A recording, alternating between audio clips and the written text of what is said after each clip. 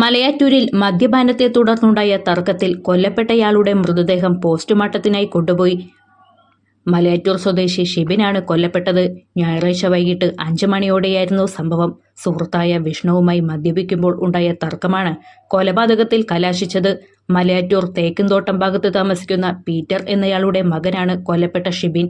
മലയാറ്റൂർ നീലേശ്വരം പഞ്ചായത്തിലെ 8ാം വാർഡിൽ സ്ഥിരതാമസക്കാരനായ തെക്കിനിയൻ പീറ്ററിൻ്റെ മകൻ സിബിൻ പീറ്ററാണ് ഇന്നലെ ദാരുണമായിട്ട് കൂട്ടുകാർ തമ്മിലുള്ള വാക്ക് തർക്കത്തിൻ്റെ പേരിൽ അങ്ങോട്ടും ഇങ്ങോട്ടും അടികൂടി മരണപ്പെട്ടിരിക്കുകയാണ്.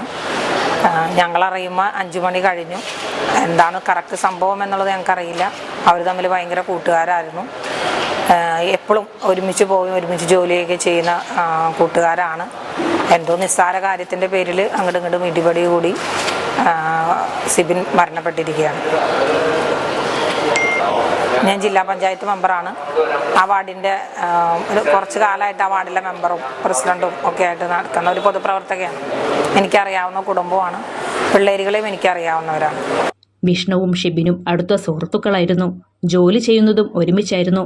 മദ്യലഹരിയിലുണ്ടായ തർക്കം അടിപിടിയിലാവുകയും വിഷ്ണുവിന്റെ അടിയേറ്റ് ഷിബിൻ മരണപ്പെടുകയുമാണ് ഉണ്ടായതെന്നാണ് വിഷ്ണു പോലീസിനോട് പറഞ്ഞത്.